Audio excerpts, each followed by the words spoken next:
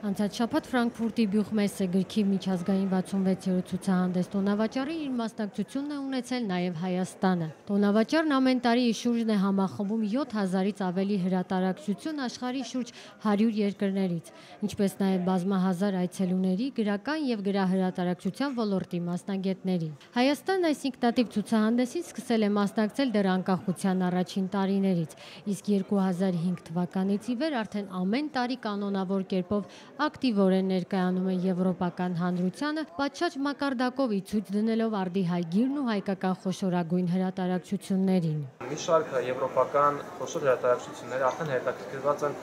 մեր ժամանակակից գրողների ստեղծած ստեղծագործություններով եւ կան նախնական պայմանավորվածություններ այդ ամենը արդեն ներկայացնել եվրոպական տարբեր լեզուներով, արդեն իրենց իսկ գրքի շուկայում եւ հասցնել եվրոպական ընթերցողներին։ Այս տարի Հայաստանի տաղավարը զարդարված հայոց ցեղասպանության 100-ամյակի խորհրդանիշը համարվող անմոռուկով հանգրվաներ էր եվրոպական երկրների տաղավարների շարքում։ Այստեղ ներկայացված էին ինչպես պետական աջակցությամբ, այնպես էլ մասնավոր հրատարակչությունների վերջին տարիներին հրատարակված լավագույն նմուշները։ Իսկ առանձին հատվածով ցուցադրվել են հայոց ցեղասպանությանը վերաբերող գրքերը, որոնք մեծապես հետաքրքրել են օտարազգի այցելուներին եւ մասնագետներին։ Մեզ համար մեծ իրադարձություն է, որ համաշխարհային գրքի տոնավաճառում հայ հեղինակների գրքեր կարող ես տեսնել եւ ծանոթանալ հայ մշակույթին։ Ցուցահանդեսի ընթացքում տեղի ունեցել նաև Գերմանիայում Հայաստանի դեսպան Վահան Հովհաննիսյանի «Մանդիլյոն» գրքի շնորհանդեսը, միաժամանակ 3 հրատարակությամբ՝ հայերեն, ռուսերեն եւ անգլերեն, ինչպես նաև Սուսաննա Սարգսյանի գերմաներեն «Խոհանոցային ճամփորդություն Հայաստանով» հայկական խոհանոցի մասին պատմող գրքի շնորհանդեսը։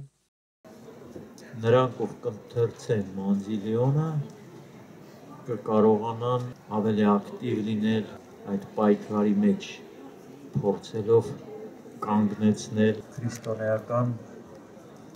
վերջին օրրանների ոչնչացումը։ Ցուցահանդեսի սկզբունքների համաձայն Հայաստանը ներկայացնող հրատարակչությունները արդյունավետ պայմանավորվածություններ են ձեռք բերել միջազգային համանման այլ կառույցների հետ։ Ի դեպ, եկող տարի հայոց ցեղասպանության 100-ամյակին նախատեսվում են մեծ եղեռնի թեմայով բազմաթիվ գրքերի թարգմանություններ տարբեր լեզուներով եւ հրատարակություններ։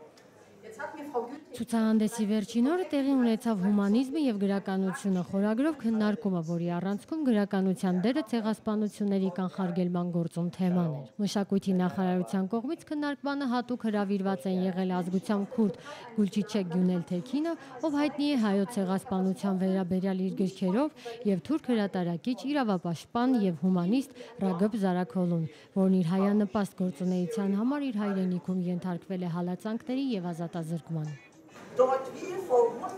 Ցեղասպանության մասին մոտ 20 տարի ուսումնասիրություններ եմ կատարել եւ հաստատ կարող եմ ասել, որ այո, այն տեղի է ունեցել եւ հայերի ցեղասպանության 100-ամյակին ընդառաջ պետք է դատապարտել այն, կանխարգելելով Քոբանիի քրդերի բնաջնջումը։